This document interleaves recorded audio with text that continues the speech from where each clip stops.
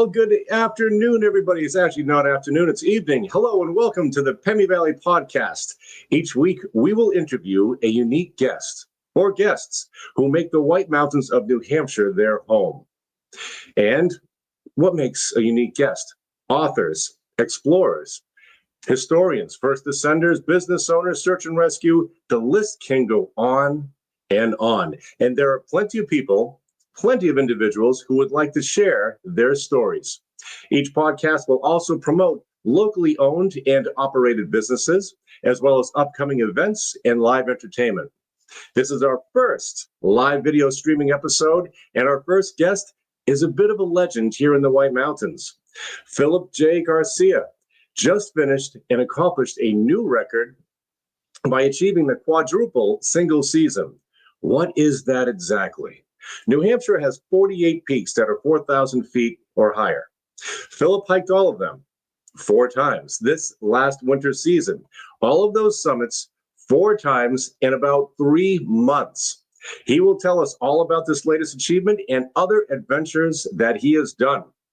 And then we're going to, after Philip, we'll go to Colleen Eliason, who works in membership sales and public relations for White Mountains Attractions, and she'll tell you about upcoming events and things to do in the region.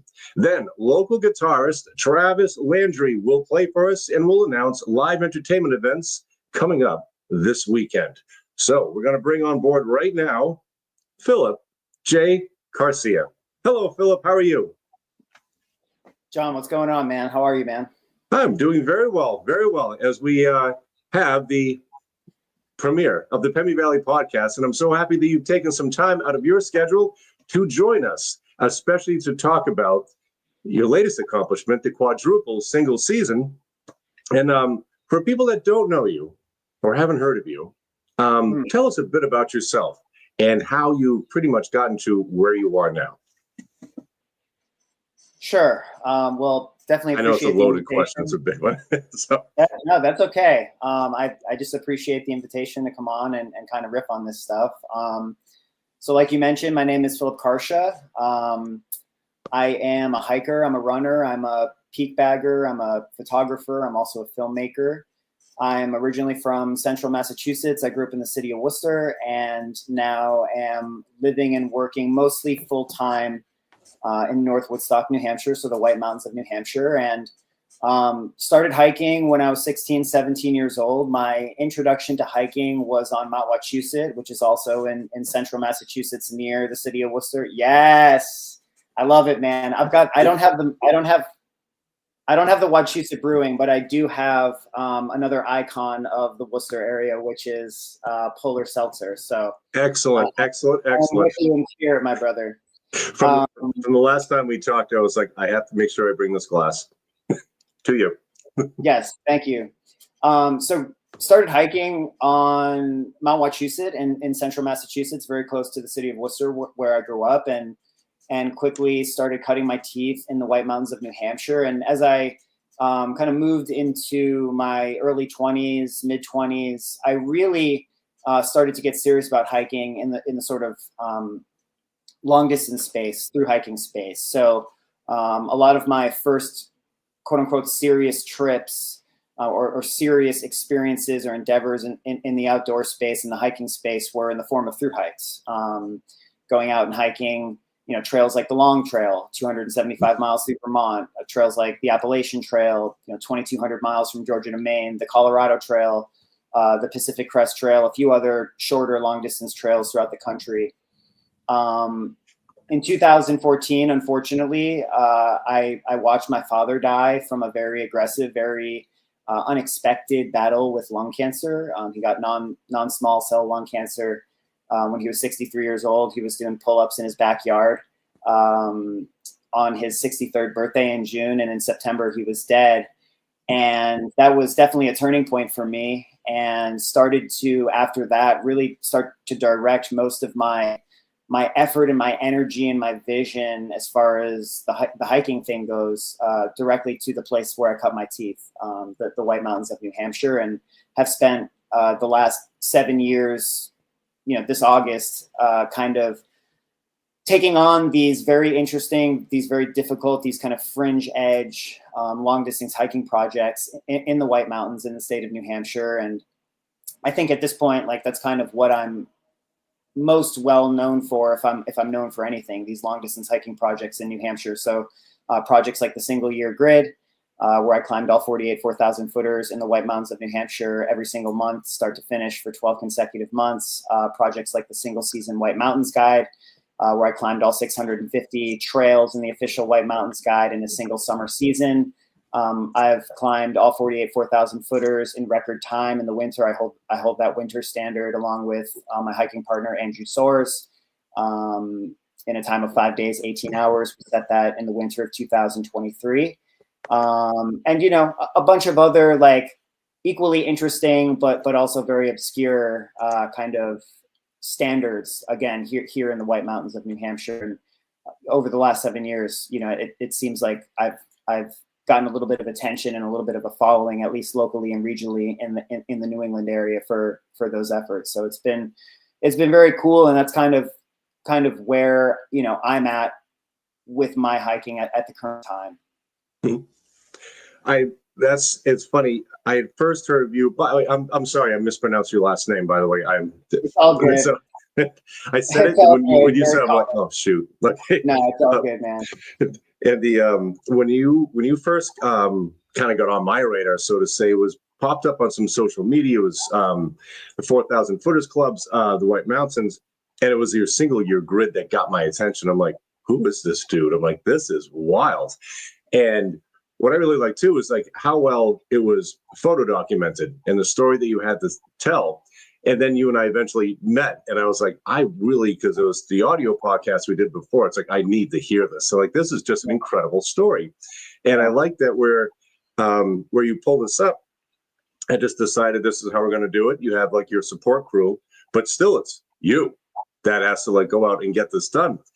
And so when you were formulating, let's say like after the Single Year Grid, other accomplishments you had doing the Quadruple Single season, when did that start to piece together? Like how long did you have to plan for it, and then you're training for it? So the origin story of the Quadruple Single season dates back probably to 2016.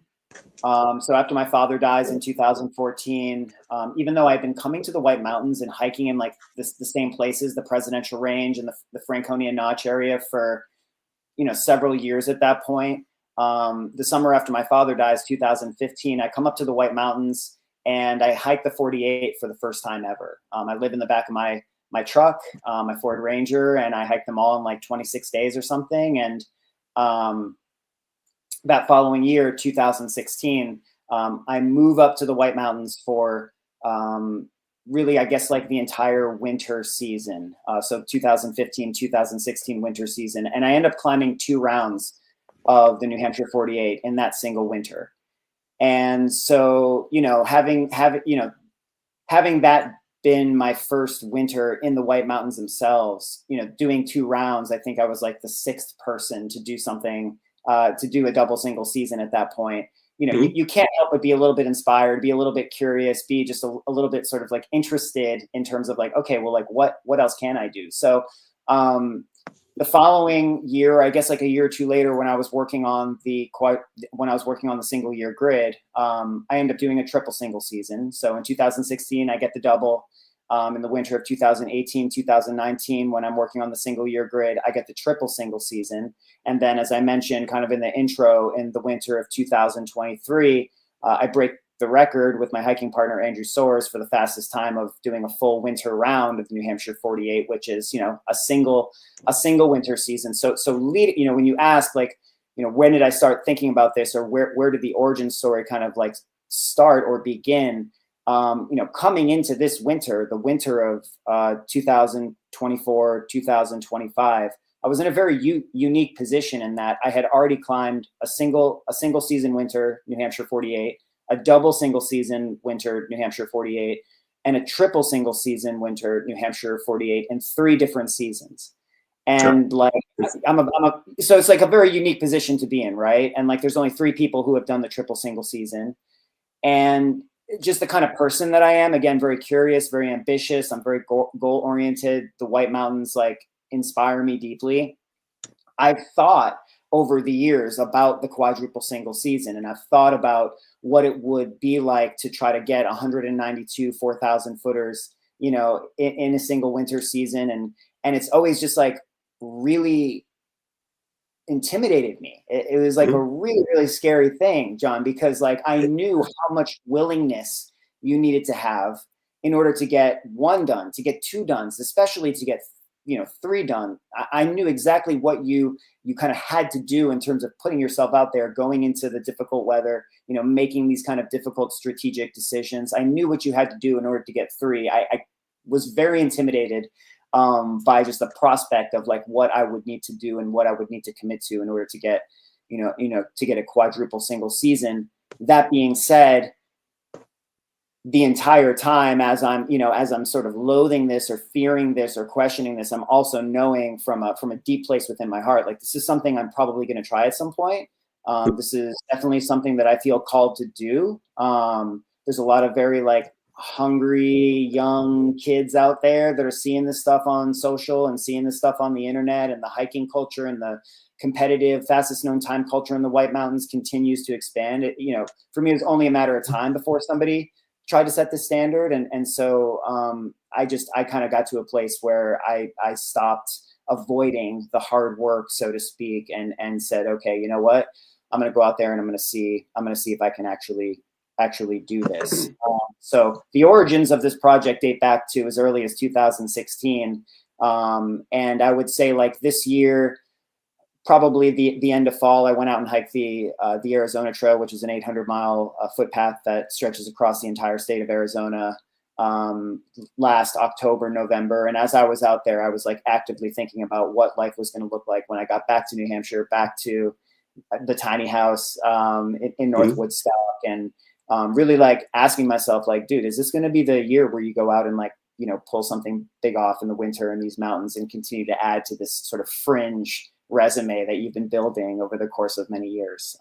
So it's a long-winded answer, but I guess I really want to make it clear, like this isn't stuff that just kind of like pops into my head overnight and is like super snappy and it's like, all right, cool, well, like maybe I'll do this. Like this is stuff that was like ruminating in my brain for months and months and months, if not years, and taking that amount of time to really build up the confidence and build up the willingness to pull the trigger and actually try something that is effectively 90 days of your life where you can't do anything else but hike and sleep.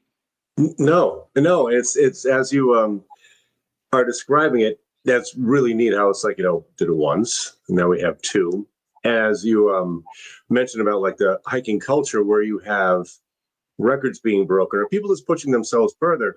It's wild to think 30, 40 years ago, people hiking in the White Mountains, they might actually, if they wanted to do like doing like the Pemi Loop, for instance, that was pretty much doing that in a day was like unheard of 40 years ago. Of course, you want to have the 2 or 3 day trip, and how it's funny how much faster we're doing things now. Like easily for me personally, 25 years ago, if I was going to do a 25-mile hike, at least 5 were going to be me starting the night before, set up camp, and then do what I'm going to do.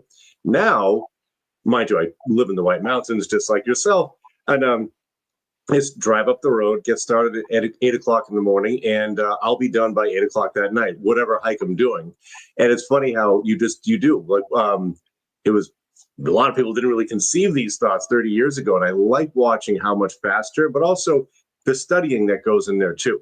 You're not just going to go out there and someone's not going to think of this and just like this, try to make some big accomplishment. You study and you've worked your way up to it, so you know what you can push. And I think that's something I respect with a lot of hikers that are really pushing their boundaries or pushing boundaries that may have just been like pushed on them.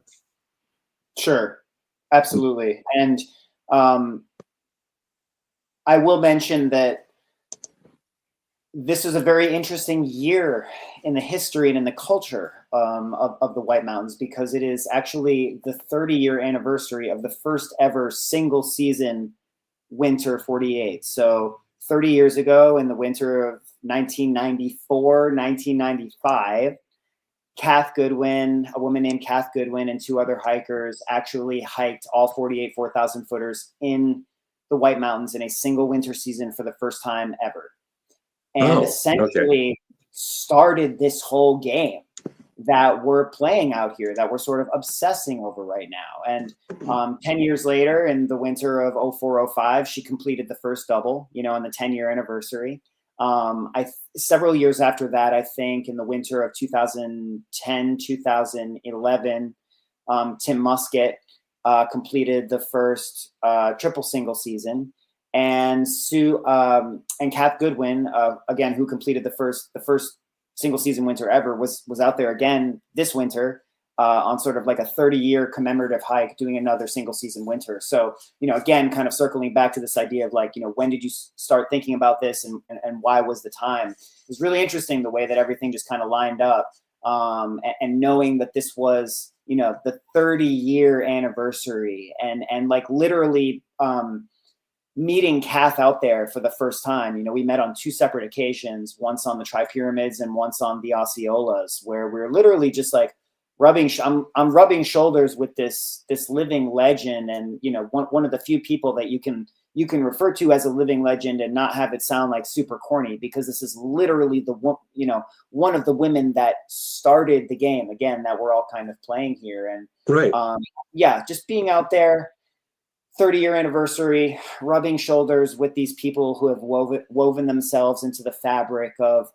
the White Mountains hiking culture, and also kind of feeling and being motivated and moved by this idea that I, in some small way, am contributing to what they did 30 years ago. I don't know, man. It was really cool. It was really, really cool. That is really, that does sound really cool. And I reading some of your social media posts, you have said, you stand on the shoulders of others who have made these achievements. And I love how you put that, where you're just like, how she started the game. Like, it is a game. Yeah. It's just kind of, it's like, this is, why would you want to do this? Why not? I was sometimes talking about you and your accomplishments, and some people are like, why would you want to do that? It's like, why not? If it's not interesting to you, that's absolutely fine.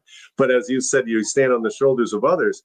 Are there other people that you've been able to meet, or like you said, like rub shoulders with? And have they contacted you, or have you like contacted them? I just think that would be kind of cool to be like, hi, I'm not trying to like break your record to get ahead of you, but how was this? What was, again, they kind of set the first precedent, and now it just keeps getting, we just do more and more as we move along. Yeah, these OGs of the White Mountains hiking culture, these White Mountain heads, these pioneers, these old school figures in our community, in our culture. These are the few individuals that I'm still really willing to put up on a pedestal in terms of how I look at them and how I see their contributions to what it is we do out here. And so, with something like the single year grid, I was not the first person to complete the grid.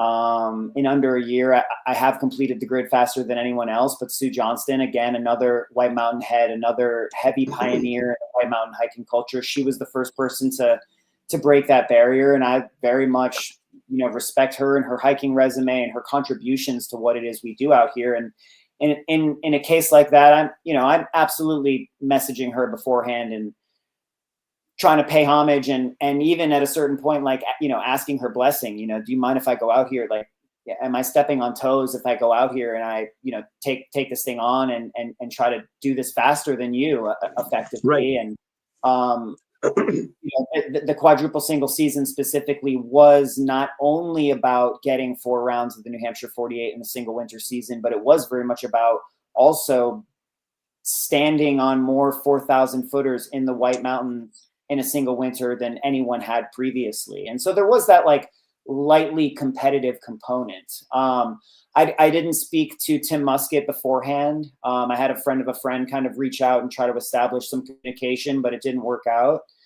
This is the gentleman that did 3.5 rounds really in the winter of 2010, 2011. And the purpose of reaching out would just to be, to introduce myself and to say, hey, I've been deeply inspired by what you did, over a decade ago up here in these mountains. And I've been deeply inspired by the sort of lore that you've woven yourself into up in these mountains over the last, however many decades you've been hiking up here. And I'd like to do this particular thing to help build upon that. We didn't have that conversation. So it's very situational. In general, these folks are like not in the social media world. They're not like playing this internet influencer game. They don't give a shit about optics or vanity metrics or follower counts or, brand deals or any of these things. They're out there hiking because that's what they've been doing for the last 40 or 50 years before any of this stuff existed. Mm-hmm. And, a lot of the time, they've heard of who I am or what I'm doing through the grapevine or through a friend of a friend of a friend. And when we finally do kind of like, meet face to face, it's always at least a pleasure on my part, because these folks, again, like I've said a couple times, they've written the game. They've started the game that we all play. And I don't think that should be overlooked or understated. The contribution that they've made, again, to the hiking culture up here is huge. And so at the very least, even if there is no conversation, like I always want to pay homage. I always want to put these names out there in print on my social media channels, on my internet channels, because a lot of my followers are much younger than me, folks in their 30s and in their 20s, and they haven't heard of these folks, because again, they're not influencers. They're not like social media celebrities. They don't care about having a presence or a personality or a name in the White Mountains. They're just like out there doing their thing the way they've always done. And so it's nice to get their names out there a little bit. It's nice to at least give them a little bit of credit so that these cats who are reading about what I'm doing, know what my motivations were, and know where I'm getting some of these ideas from, and know who I'm looking at and saying, oh man, that is super innovative. That is super creative. I want to do that. And I want to take it to the next level, if that makes sense. Absolutely does make sense. It's kind of like when you think about other legends in the White Mountains, let's say like, Guy and Laura Waterman. You read about, all their contributions. Even you go back to Joe Dodge, it's going back decades and decades ago. So I love the fact you're paying homage, and it's like competition's fine. But there's nothing wrong with competition. Competition's good because it can inspire you to do something more. You're not necessarily trying to do it better. You just want to do something more. And I love the fact that you still bring up those, the people that were there, before you, setting some of these bars. And I'm going to slide a little bit back to the quadruple single season when you did start. And sure. Just to remind people, this was the winter season. So obviously the days are very short. They're dark. And I was wondering, when you got started, that had to be psychologically, like with most people, when you get started in the dark and you finish up in the dark, how did that play psychologically? And as you did each round, obviously the days are getting longer. I swear to you, the day after Christmas, I can see that the days are longer and I feel better, even though it's only been a few days. But did that push you more, or did that give you more energy, if you will? Yeah, I mean, I would like to think that going into a project like this, your mindset is such that, something like daylight is not going to be a deciding factor of how well you do or whether or not you meet your goal. I'd like to think that it could have been getting darker, progressively darker throughout the season, and I still would have gotten the quadruple single season. Mm-hmm.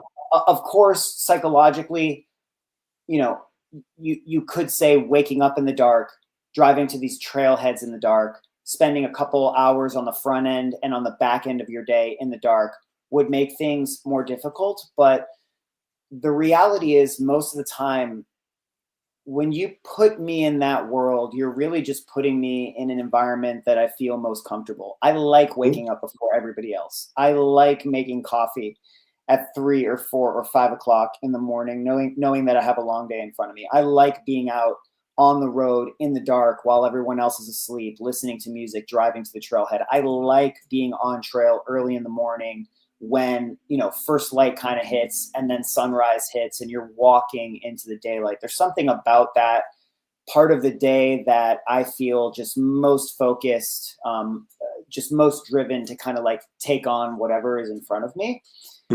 So I feel like I'm just a unique individual in that way, where it's like, you know, length of daylight doesn't have a huge bearing on how well or how poorly I'm doing, like, you know, in a project. Yes, the more daylight, the better. It's certainly easier to not have to take headlamps and start times into consideration. And, you know, as the winter move forward, obviously you start to see like, oh, wow, like, yes, I'm waking up early now and it's, you know, it's getting light on the way to the trailhead, or like maybe I'm starting late and I don't have to worry about packing a headlamp because it's going to be later into the evening. And that, of course, you know, is an indication of the season moving on and spring kind of like, you know, spring approaching. But for me, like of all the things like I was taking into consideration this winter, with the kind of winter that we had, with the weather that was happening out there, with the temperatures, with the volume of mountains that I was having to climb, and the volume of time I was having to spend on trail, like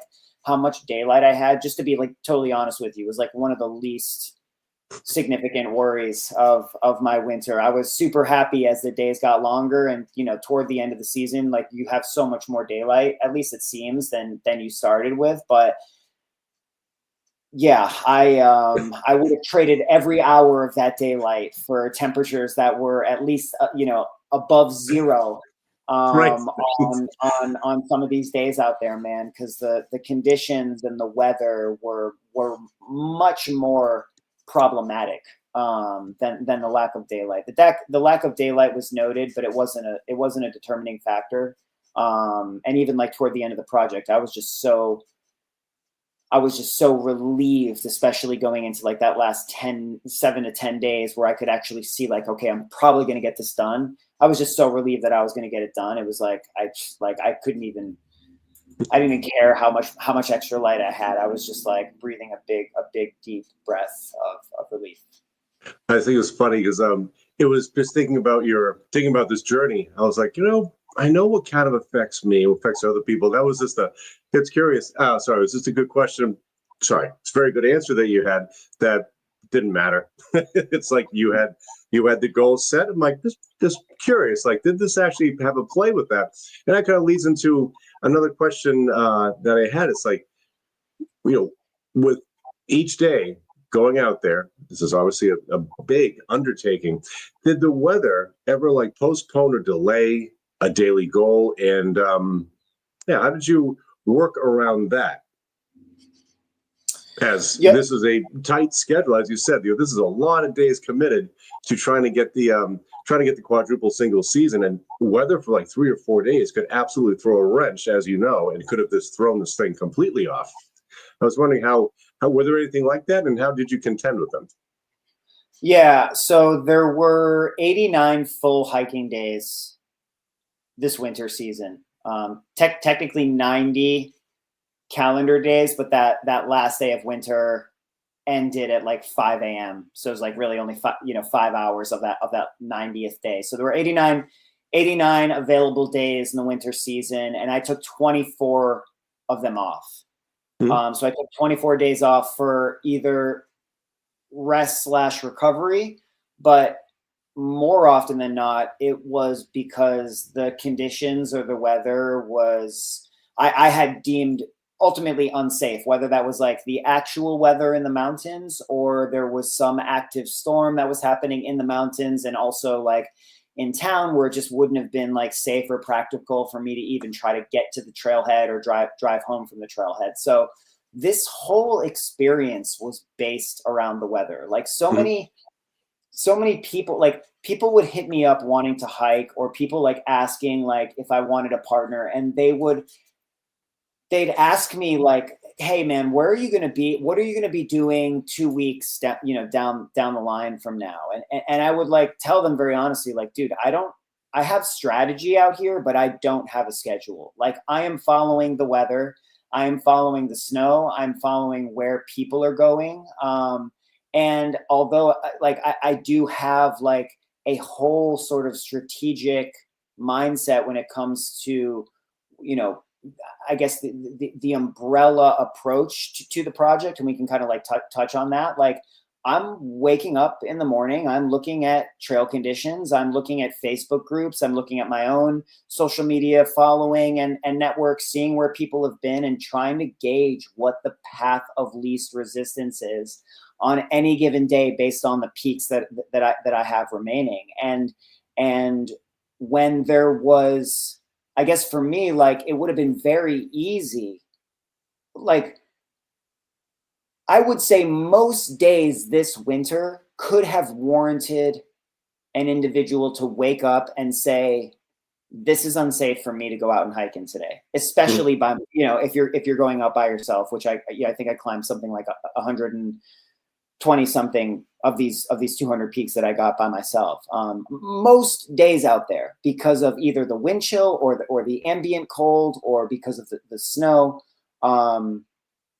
A lot of these days could have just been chalked up to, hey, you can't hike today. So although you are pretty much forced with this kind of volume to go out in inclement weather, to go out in very uncomfortable, dangerous weather, to answer your question specifically, yes, of course, there were plenty of days where the weather not only like directed me on where I was going, but also just shut me down altogether.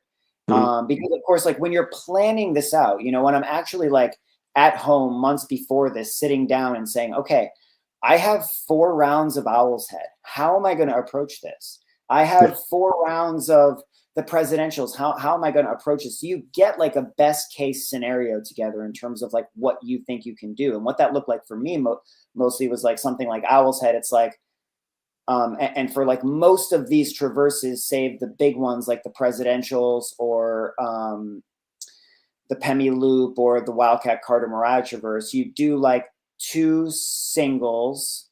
So like Osceola's one day, that's all you do. Osceola's the second day, that's all you do. And then on the third day, you do a double, right? So Osceola's out and back, and then you repeat it. So, you take 3 calendar days to get through something like the Osceolas. You can apply that approach to, the Hancocks and Tom Field Willie, and I was doing plenty of doubles out there as well. But my point is that, when you look at that beforehand, you of course know, like, I'm going to set this up in a way that allows for me to take days off to recover, and that allow for me to take days off when the weather is just absolutely, it's unquestionable. You can't go out.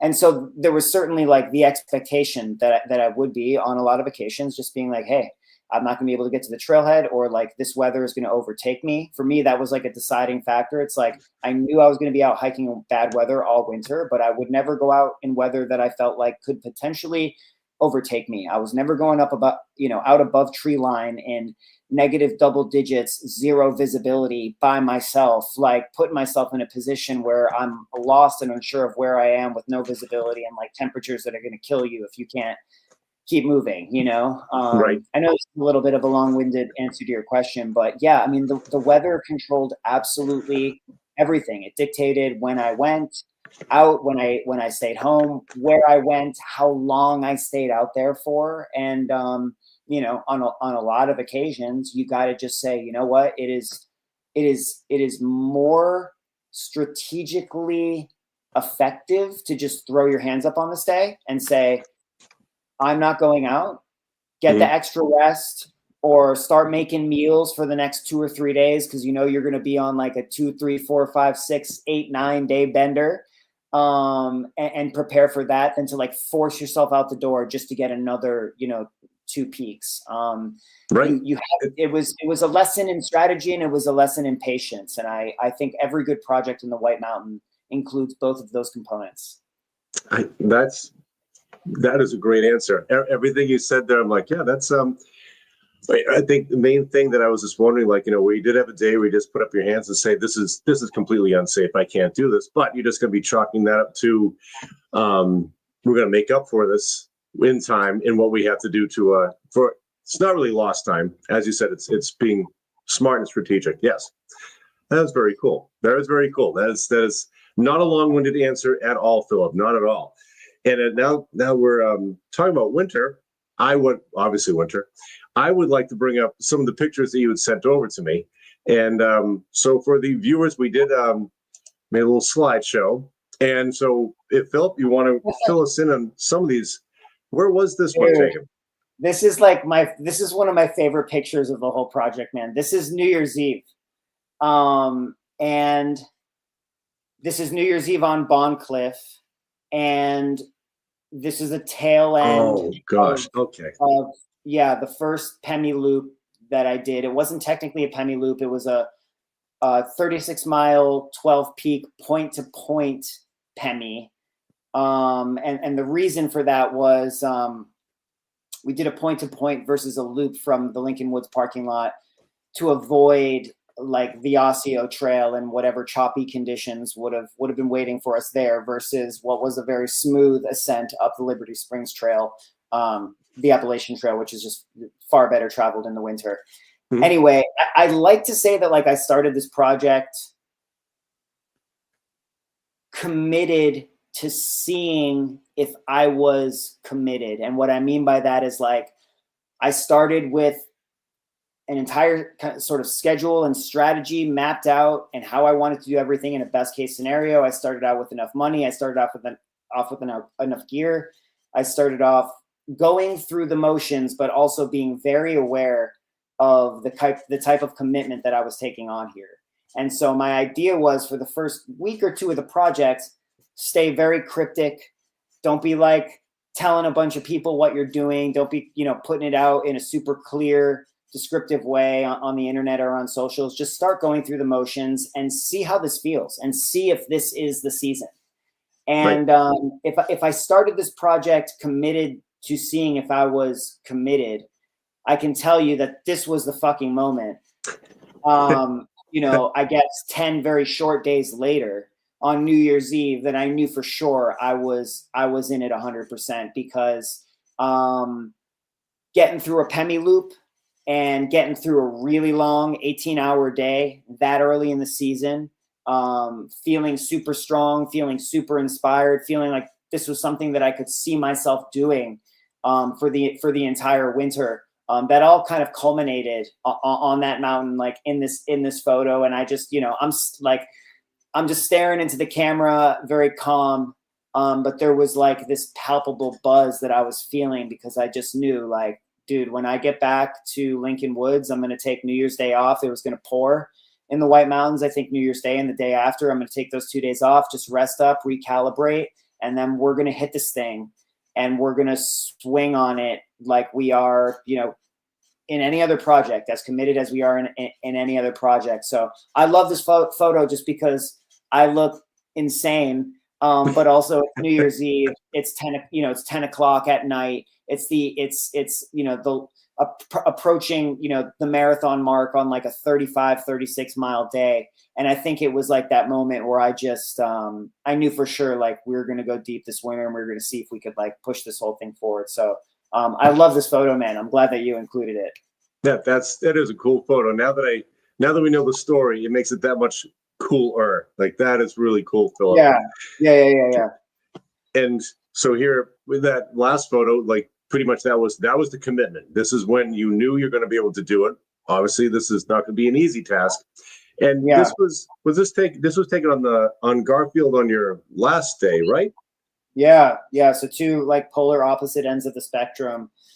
This was taken by a super, super talented photographer by the name of Chris Tremblay. If anybody out there is familiar with his work, he's a super talented guy, someone that showed a lot of love and support just for me and my hiking projects over the years and was there at the finish. And like you said, that's on Mount Garfield. That was not only the end of the Quadruple Single season project, but also my 200th 4,000 footer of the season. So I did 192 4,000 footers.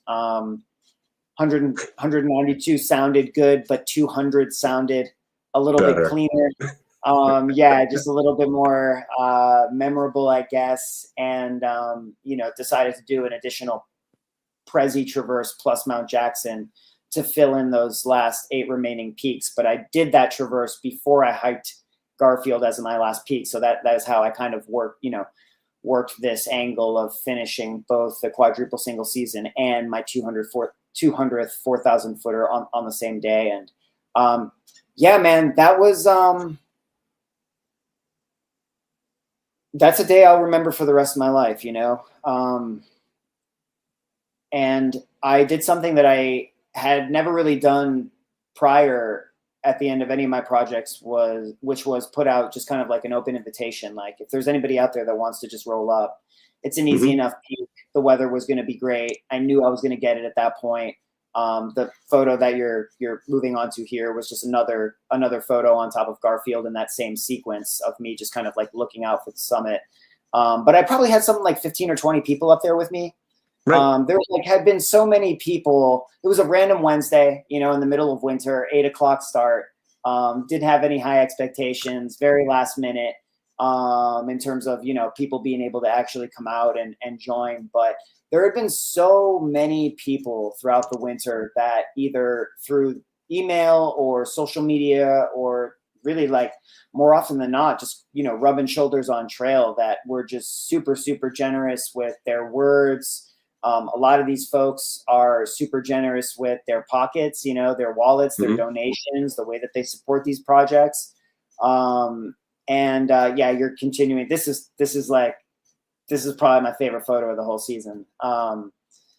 It's just a photo of me on Garfield, smiling, looking at the camera, sticking up like the four fingers for the 4 rounds of the 48. Well, this photo is absolutely badass, because it's just, you think about now that we've all been able to hear really a lot more of the backstory. Like, I love this photo when you first posted it and first sent it to me. I'm like, that's really badass. Now it's really that much more badass. And I do remember that day, that last day of you had that one final peak, even Garfield, to get that done. That was a beautiful last day of winter. Because I did try to meet up with you at the base, and I think I confessed to you, I'm like, I waited for a while, but spring skiing was like pulling me. I was just like, I have to go. But no, but to see all the cars at the base of that trail was impressive. I'm like, look how many people are here for your last. And I thought that really is cool. Where at the beginning of this trek, you really weren't telling people, like, all your all what you're going to be doing. And now here it was, last day, wrapping it up. Hey, you want to come roll up and go with me? Here you go. Yeah, man. I mean, despite how much I put myself out there on the internet, and how much it probably looks like this, this kind of this level of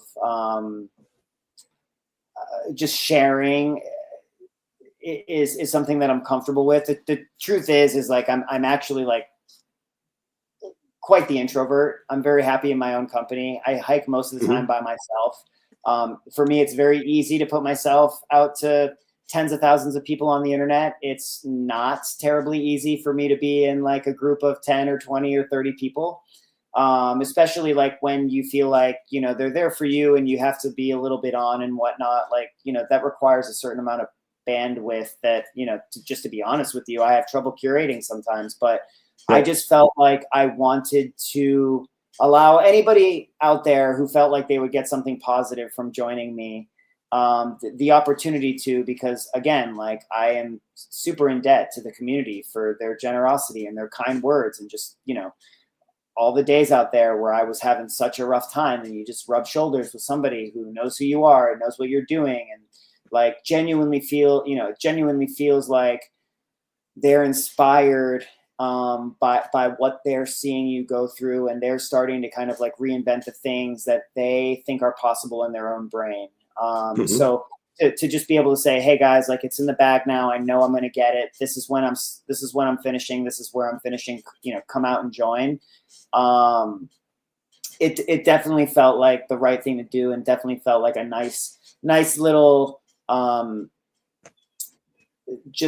departure from the norm when it comes to, you know, what it looks like with me finishing, usually when I'm finishing these things, which is, you know, me and one or two other people out in the middle of nowhere, very quiet, very sort of like, you know, vulnerable and emotional. This had a little bit of a different feel, and I think you can see that in the photos that you're showing, John, because like this particular image right here, like, again, like, this is the shit that I'm going to remember for the rest of my life, man. And, you know, I know that like there's a little bit of showmanship here, and there's a little bit of just kind of, you know, theatrics. But dude, I pictured this moment so many times in my brain the entire winter, literally this moment. On some peak, I didn't know where I was going to finish, but on some peak, and I didn't know that I'd be with anybody, but on some peak, looking into a camera, smiling my ass off, holding up my four fingers above my head, and just like bringing this whole thing to fruition, bringing this whole thing full circle. And so when I'm sitting here literally like a month and a couple days after finishing this project, you know, with you, looking back on this image that I almost feel like I manifested through my own thoughts. Right. It's cool just from like a visual standpoint and kind of like an ego standpoint, where it's like, hell yeah, man, like this is a sweet photo of your finish. But then also on like a spiritual level and just like just a deep personal level, it's like, fuck, like, dude, I am so lucky that I was able to thread that needle, man. And so lucky that I was able to have that vision in my head the whole time, and was able to, you know, use that as a tool, as a mechanism to drive me forward again and see that, you know, see that to fruition. It's just like such a cool memory, man. And like, I'm just like, yeah, just thank God, man. Thank God we got through that thing, you know. That is really cool. No, it is a great photo. And again, that's as you said, you had this in your head this whole time, didn't know where, didn't know how, didn't know exactly when. And it has to be like, you know, the final summit, you have it done. And it was just a perfect day. And as you said, you'll remember that moment for the rest of your life. Absolutely. Anybody else following and reading the stories will remember that as well. And that photo is just awesome. That is your 2025 photo of the year, I think. I agree, and you know, like, again, just to give credit where credit is due, Chris Tremblay, really dope Northeast-based photographer out there, has been like showing love to me on the internet for years. We've crossed paths on trail a couple times, but you know, these guys are like professional photographers, man. That's how they make their living. So for them to just like come out and lug their gear out and like take photos and like go home and edit a few and send them over, like on the surface, like I'm sure that doesn't seem like a lot for a lot of people, but where these guys are professionals and this is how they make their living, for them to show up, make these images, show love, make sure you have some documentation of this day. Like, I don't know, man. It was really cool. It was a moment in time that, like, again, I will be carrying with me for the rest of my life for sure. That is awesome. I'm glad they come out to help you, and they have these photos that we all get to see. You get to share them with us, and yeah, I do love that photo. This is the other one that I really like. And same thing. I mean, that was all of these are kind of taken from the same rock vantage point. Chris is just kind of moving around, but dude, just, you know, bunch of people at the summit, cool. And you just take these moments to just like, you know, you're moved. You are moved in these moments, and it isn't about like, oh yeah, like I got the quadruple single season. In some regards it is. There will always be that ego-driven component. Like you can't erase that. But you are moved mostly because you feel this sense of relief that you were able to get through the experience in one piece, that you were able to become the person that you saw in your mind the entire time, you know, because you're putting this stuff out on the internet. The entire community is following you. And I don't know, man. It's a super moving experience. Super moving experience. Absolutely. That is, as you're talking, I was just going to go through the last of the photos here. This monumental feat that you did, the leading up to it. And I do love how you have the seriousness on your face. And a few of these photos are just like, you look like the average hiker, just with a nice smile. Here I am. And most people, I think, would envision themselves being like this, doing what you were trying to do. I love that photo right there. That's one of my favorites too. That was on the top of isolation, and that was nearing the end of the project. I think that was probably like the last 2 or 3 weeks on project, and I was definitely feeling it at that point. And it's just funny, man. You can see snowshoes still on my feet, down jacket, full gaiters, long sleeve, everything bundled up. Like, it just kept snowing. It just stayed cold. It was like, this is very dramatic here, obviously, but at a certain point, sometimes you really do just fall over and you're like, my God, man, like, how much longer is this going to take? And I will just say one final thing, because I know you're clicking through the last of the slides. There was one that you passed through. It was an image of myself and an older gentleman that both of us had our hands. Yeah, exactly. So Yes. I will mention this because this is a super iconic image. This gentleman's name is Hiker Ed. Have you met him at all, John? I did. He made the sign for you, right? He did not make the sign. That was another gentleman. Oh, okay. All right. I'm sorry. I don't think I know who he is. No. Yeah, that was another gentleman who was also kind of in his 70s, 80s. But Hiker Ed, again, one of these individuals you can call a living legend, and it isn't hyperbole. It doesn't sound corny. He is legitimately a living legend. He has legitimately woven himself into the fabric, into the lore of the White Mountain hiking culture. His license plate says 8 grids. So Ed has hiked the White Mountains grid, all 48 4,000 footers in every month, 8 times. Wow. In his words, he is 25 hikes away from his 9th grid, but they're all very long hikes. I'm pretty sure he's 80, if not very in that vicinity. He doesn't think that he will get his 9th grid complete, but my point is, you do the math. That's in excess of 4,000 footers. It's almost 5,000 4,000 footers. I believe he was the first person to ever hike the New England 67 in a single year. And at that point, it was not the New England 67. It was the New England 65. I believe he did that in 1995. It was something he called the 65 and 95 or something like that. My point is that Ed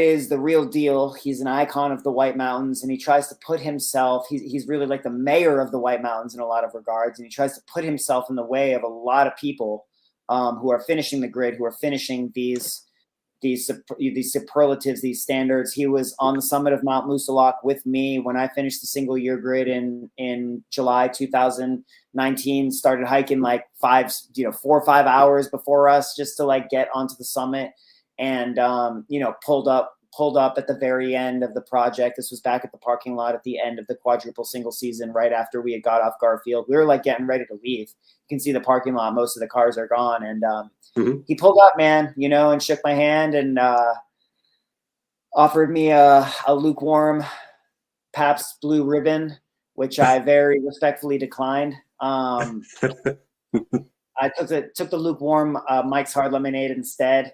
But man, like, again, that's just like one of these moments that I'll kind of take with me for the rest of my life, because Ed is an icon, and there's going to be a time where these icons, these people who wrote the book, these people who started the game that we play, they are not a part of the fabric of the White Mountains anymore. They're going to be a memory.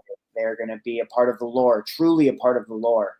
And so I feel lucky, man, to not only be doing my thing while they are still here doing their thing, but also like super lucky to be able to rub shoulders with some of these folks and just be able to look them in the eye and say face to face, like, yo, I'm out here doing this thing because of all the shit that I read about you and what you were doing at my age. You know what I mean? On the internet. Right. I mean, so much of my body of work is because of what you were doing. And it just feels good to be able to look at somebody and say that, you know, man to man, or, you know, hiker to hiker, and at least be able to communicate that and let them know the kind of impact that they're having out here, man, still like decades after they started. Absolutely. I think that's wild. So just mentioning that man and all that he's done, wow. And just to meet up with you at the end of you finishing up the quadruple single season, that's wild. That is just wild. And as you said, they're the ones that started the game, and they must be pretty proud of you, you know, to go out there and to meet you at the end, just to see, like, you know, this next bar that, you know, this is now where the standard's been set. And it's really cool that you've mentioned how many people who've started the game, there's no social media. There's no social media status. When they started it because they liked it, and that's what they wanted to do. And it's we're lucky that we can share it. Maybe, you know, some people might go a little bit overboard with it, but we get to share it. But it's funny to think that the shoulders that you had talked about standing on before, no, they could care less. They just, here's the bar and here's where we're going to go from here.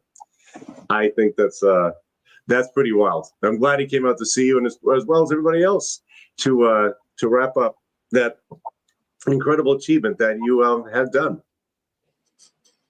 Thanks, man. Yeah, I mean, you know, you do this stuff primarily for yourself, and because you want to live a life that is authentic and interesting, and you know, a life that is spent doing the things that you want to do. But I don't think there's anybody who would say that getting a little bit of a head nod from some of these folks that you've put up on a pedestal, a little bit of a pedestal, doesn't feel good. It's very cool to just get a moment of these folks' time, and to at least be able to meet them in person and just be able to say, hey, like, you know, social media shit aside, finding Philip stuff, you know, aside, I think a lot of these folks don't necessarily speak that language, that social media language, that internet language, you know what I mean? So it's nice to meet these guys in person, shake their hand, just be like, hey, the finding Philip, the wolf shit aside, like, seriously, like, I'm doing this stuff to try to build off of what you guys have done,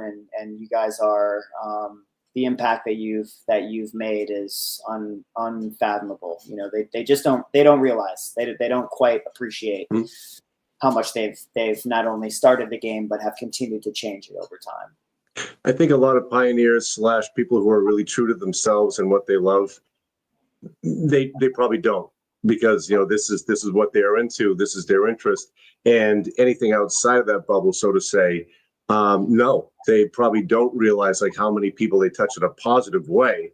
And they might also just seem to be almost back off when they hear news like that. It's like, no, you don't know what you did for me, like how I'm building off of what you started. And that's what's Absolutely. Really cool. That is a very well lived life right there, in my opinion. When you can just go, really? I did not realize how much of an influencer or how many good things I just did. And so, yeah, that's great to hear that. And Philip, I hate to say it, we're running out of time. And it's like, you know, we could go on for hours. I know we could. And I greatly appreciate you coming on. And Philip, I'm glad you're the first guest for the video streaming. And I would love for you to come on again. And we can either talk more about the quadruple single season, or talk about any projects that you have coming up. I would really be psyched for that. Yeah, you can't live in the past for too long, John. Mm-hmm. So by the time that we sit down again, perhaps there'll be something a little bit more relevant to speak on. We'll see. Absolutely. I'm sure there will be. I'm sure you have many projects. As you said, many of these projects started years ago, and you're probably formulating quite a few right now. So I will be in touch, and we'll go from there. And thank you very much for coming on, and wish you all the luck in all your future endeavors. You're the man, John. Like I said to start off with, I just appreciate the opportunity and the space to kind of riff. And I'll be down to see you. I just had my first Smitty burger a couple nights ago of the year. which is it's wild that it's taken me this long, but I did put three people onto their first Smitty burgers. So we've got like a whole collection of like new Smitty burger fans out there. And we will be seeing you soon, my friend. Absolutely. Absolutely. Once you go with the Smitty burgers, that's it. You're committed. That you're not coming back after that. All right. All right, Phil. We'll talk to you very soon. And now man. we're going to go to we're going to find out some upcoming events. This is Colleen Eliason. Hey there, I hope everyone is having a fantastic evening and are enjoying the podcast so far.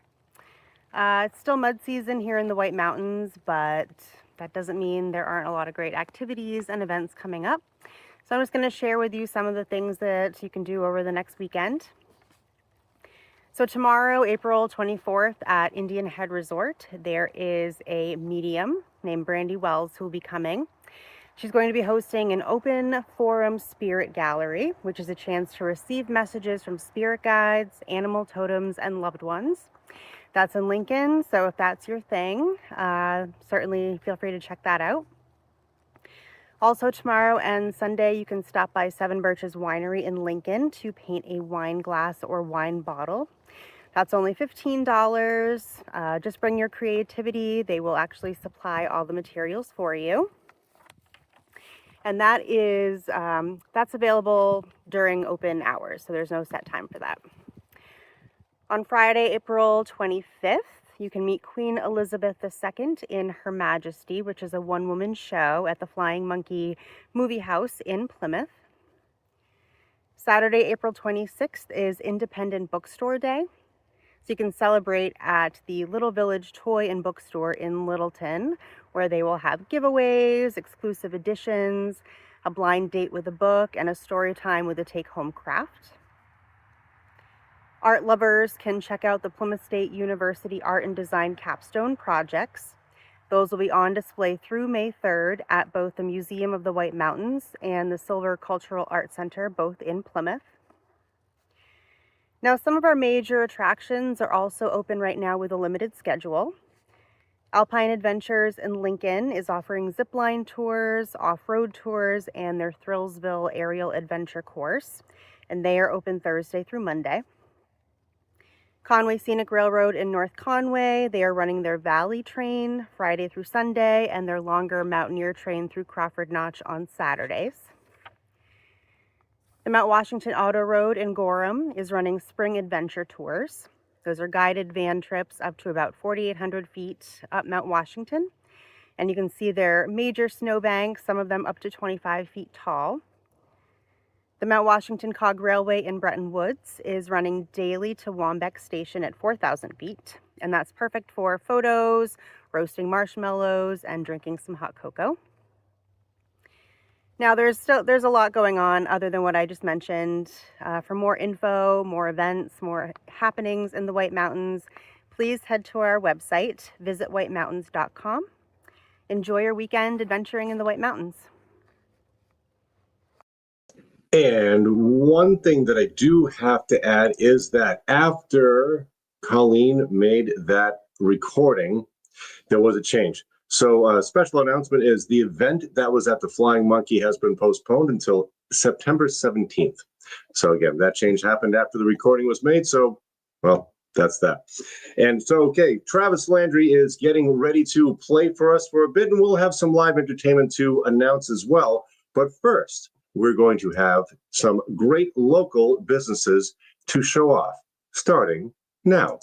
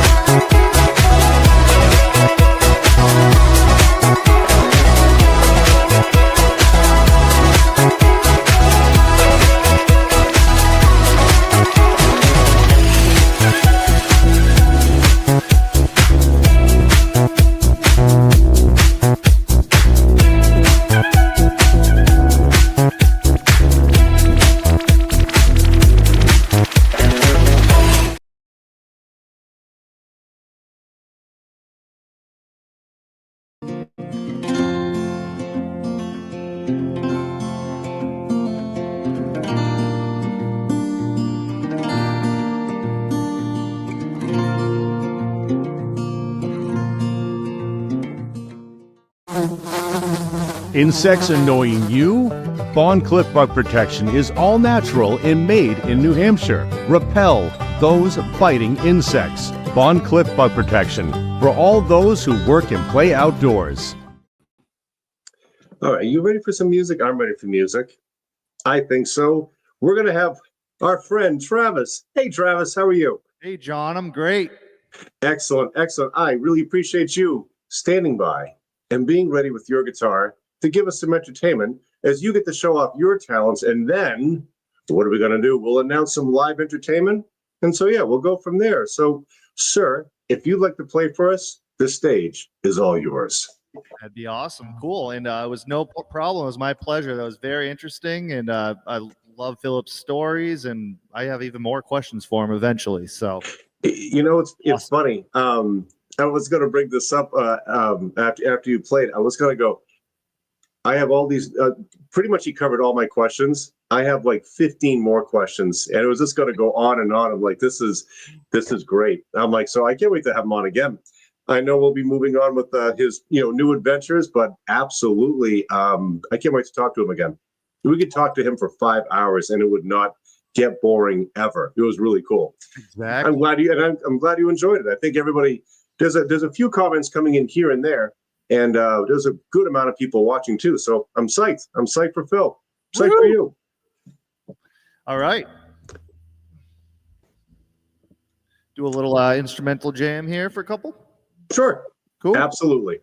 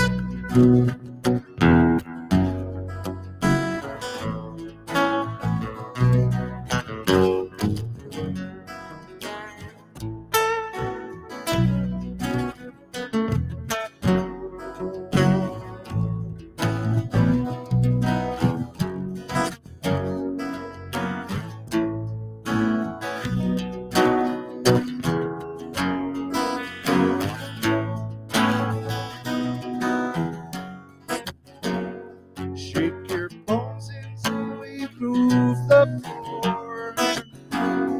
Tapped into a space on here too far. Just a vessel for the music to flow.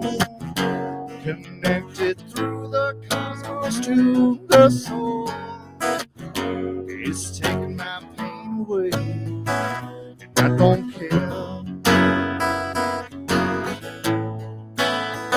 It's taking my pain away, and I don't care if it's just 3 chords.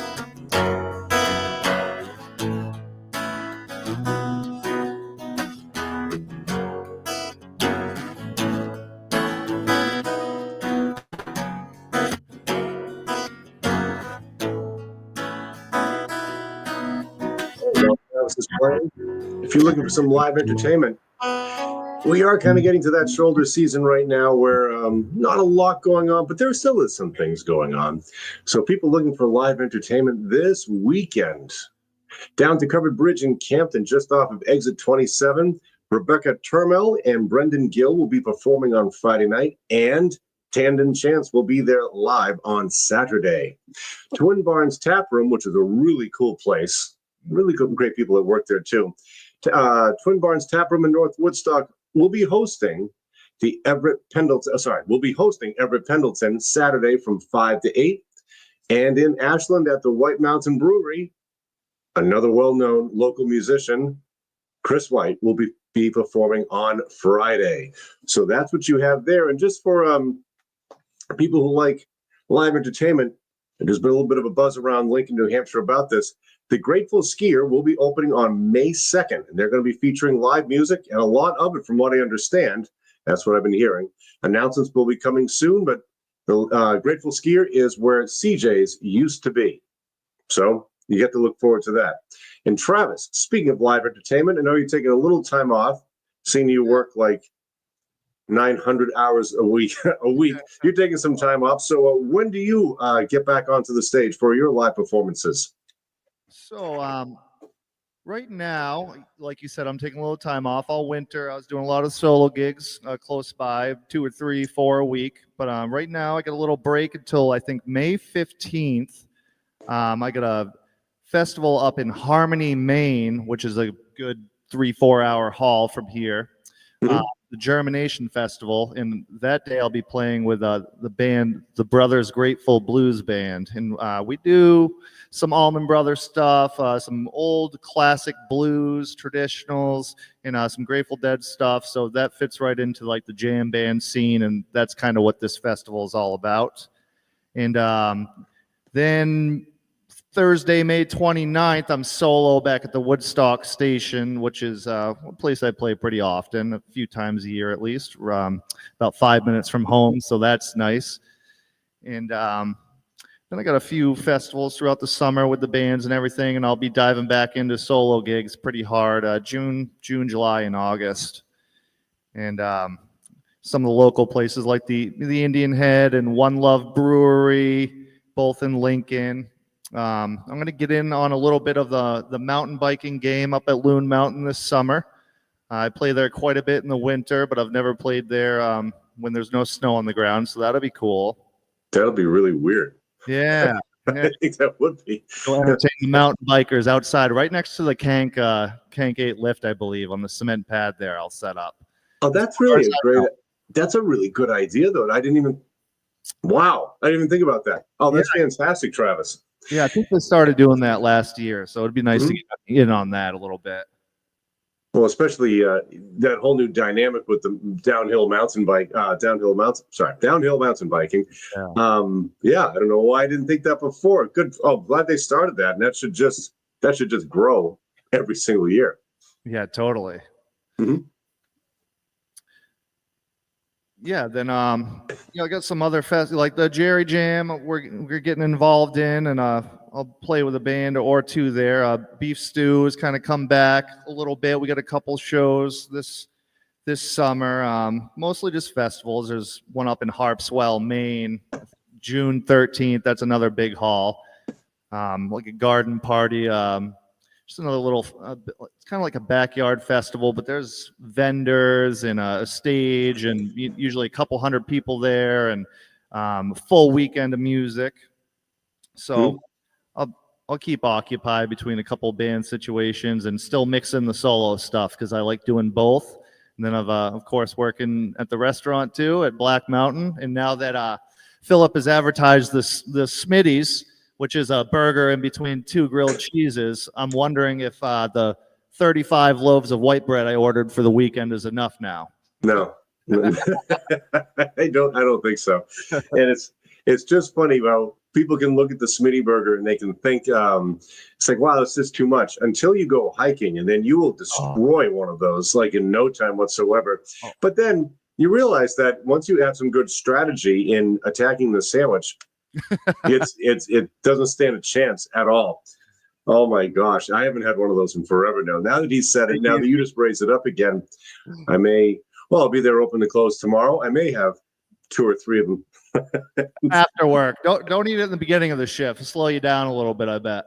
I did that in a double one time. It was like 3:30 in the afternoon, like on a Saturday years ago when we first opened, and I was regretting that at about 5:30. I'm like, that was brilliant. How did you not know that this was going to happen? As I'm like half comatose. We'll make you a half of one. We'll put a burger in between one grilled cheese. It'll be like a Friendly's burger. Yeah. So that's what it is. All right. Well, perfect. Well, Travis, again, thank you very much. And if you wouldn't mind, play a little background music, and I'll have some outro messages. Cool. And then we'll get ready for the next podcast. Awesome, man. Looking forward to it. Good times. Absolutely. Thank you.